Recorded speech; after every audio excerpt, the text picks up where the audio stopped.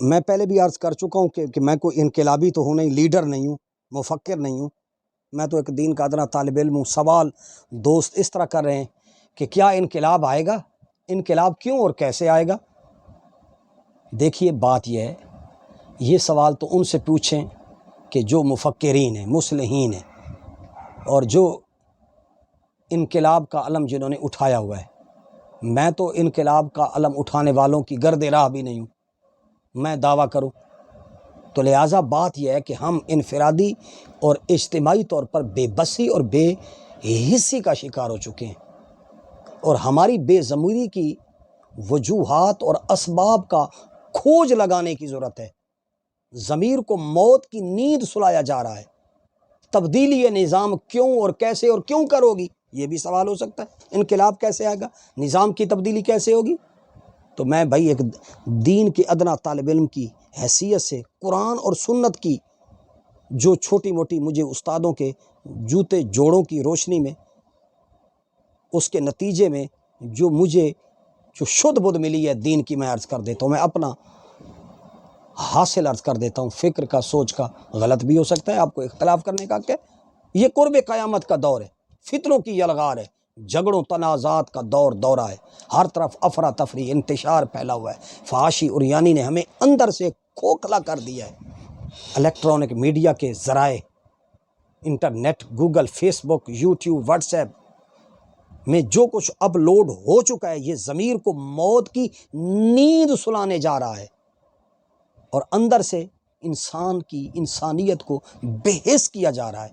اخلاق، اعمال، عقائد، معاشرت میں اتنا بگاڑ ہو چکا ہے کہ اب دور دور تک انقلاب، تبدیلی، اصلاح کا سورج طلوع ہوتا نظر نہیں آ رہا۔ یہ لمحہ فکریہ ہے، یہ المیہ ہے۔ اسلام 5 قسم کے اعمال کا مجموعہ ہے۔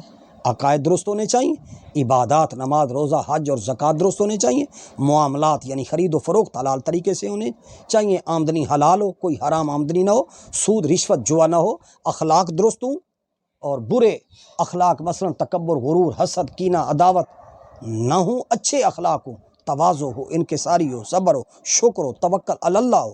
اب ذرا سینے پر ہاتھ رکھ کر سوال کرنے والے جو دوست میرے ساتھ ڈائیلاگ کرنا چاہ رہے ہیں، اور یہ جو انہوں نے سوال کیا ہے، میں ان سے یہ عرض کرنا چاہوں گا کہ آپ بھی ذرا سینے پر ہاتھ رکھ کر اس کا جواب دیجئے کہ کیا ہمارا ان 5 اعمال کے بارے میں ذاتی عمل کیا ہے؟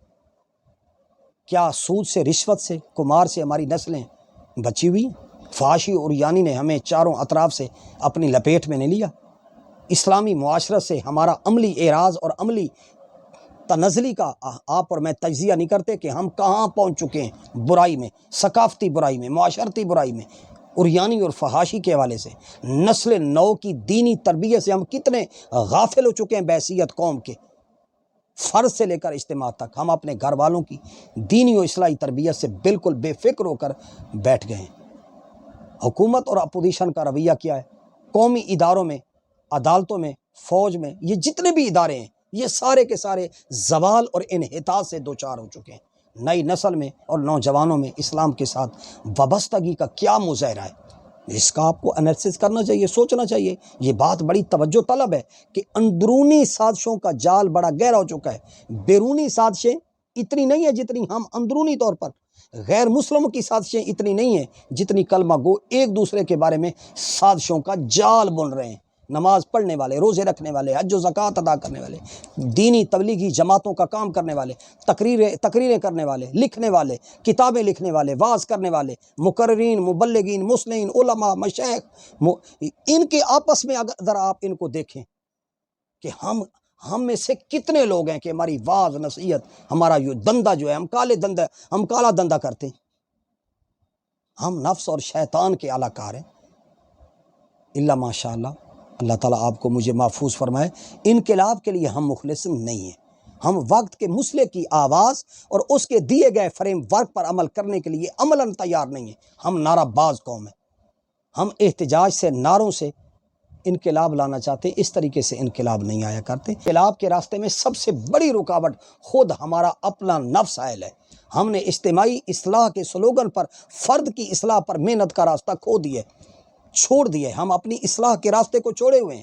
ہم اس فکر میں ہیں کہ ہم پورے معاشرے پورے ملک کی اصلاح کریں گے، فرد کی اصلاح پر ہماری توجہ، ہماری تحریکوں کی، ہماری تنظیموں کی، ہماری جماعتوں کی وہ جو ہے وہ کمزور ہو چکی ہے۔ اداروں میں، مساجد میں فرد کی اصلاح کو ہم بھول گئے۔ لہٰذا فرد کو بھولنے کا معنی کیا ہوتا ہے کہ فرد کو مسلمان جب بھول جاتا ہے تو پھر مسلمان بننے کے تقاضوں کی جو ضرورت ہوتی ہے، جس میں عبادات ہوتی ہیں، ذکر و فکر ہوتا ہے، تعلق مع اللہ ہوتا ہے، رجوع الی القرآن ہوتا ہے، رجوع الی الرسول ہوتا ہے، اور اخلاق کا تزکیہ ہوتا ہے، اور جس میں ساری تعلیمات پر عمل داخل ہو، وہ سب کچھ ہمارا پیچھے ہو چکا ہے، ہماری نگاہوں سے اوجھل ہو چکا ہے۔ ہمیں انقلاب کے لیے 1400 سال پہلے اسوہ محمدی، اسوہ مصطفی رسول اللہ صلی اللہ علیہ وسلم کے آئینے میں ترجیحات طے کرنی ہوں گی۔ امام مالک نے کہا تھا، کیا کہا تھا؟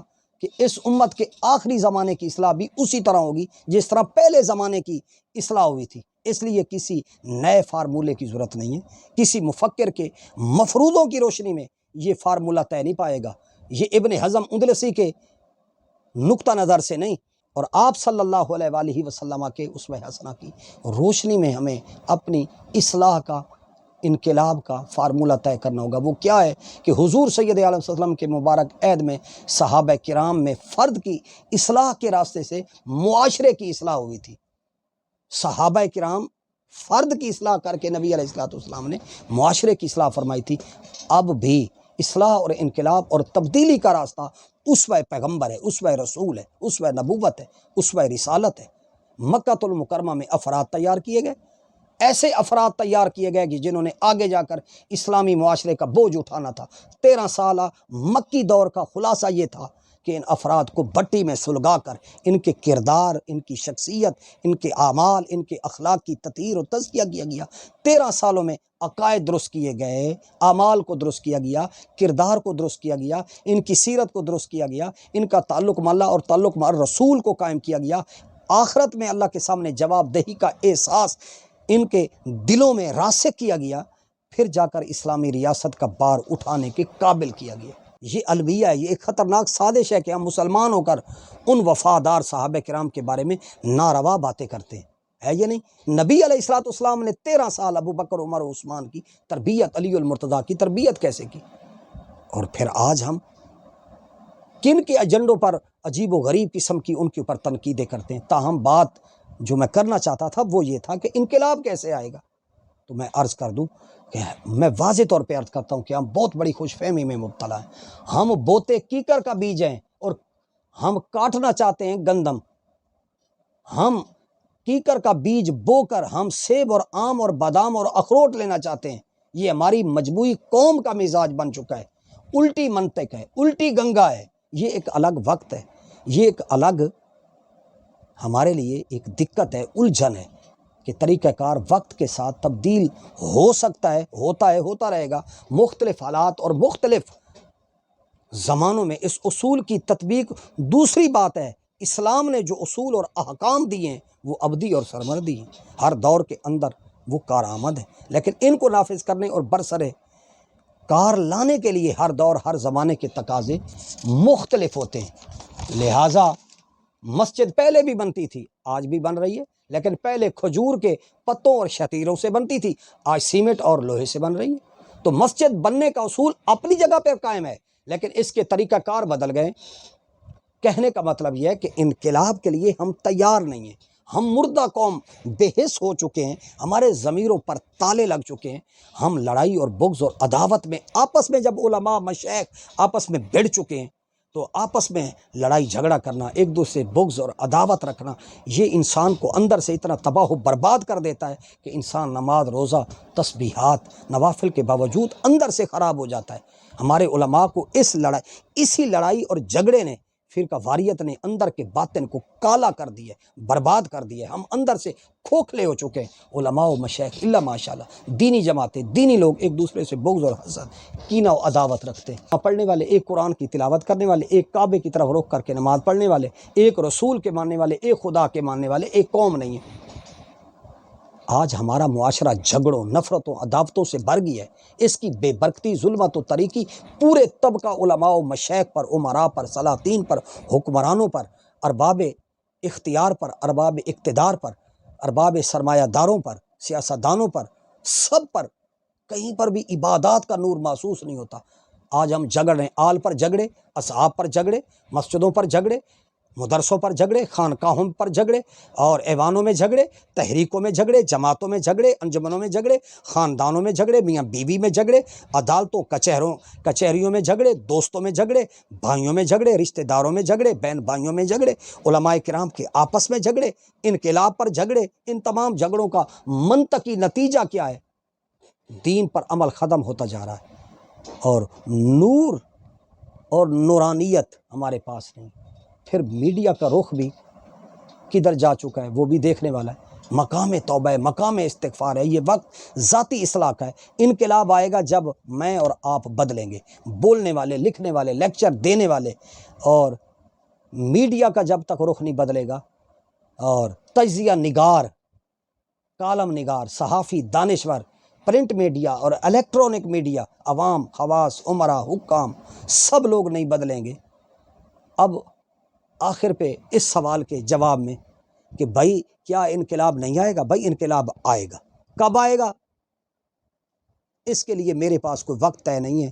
میں تو اس بات میں قائل ہوں جو شاکر نے کہا تھا، تو محنت کر تے محنت دا سلا جانے خدا جانے، تو ڈیوا بال کے رکھ چا ہوا جانے خدا جانے، خزاں دا خوف مالی کو بزدل کر نہیں سکدا، چمن آباد رکھ باد صبا جانے خدا جانے، مریض عشق خود کو کر دوا دل دی سمجھ دل بر، مرض جانے دوا جانے شفا جانے خدا جانے، جے مر کے زندگی چاہنے فقیری ٹوٹکا سن گھن، وفا دے وچ فنا تھی ون بقا جانے خدا جانے، اے پوری تھیوے نہ تھیوے مگر بیکار نہیں ویندی، دعا شاکر تو منگی رکھ دعا جانے خدا جانے۔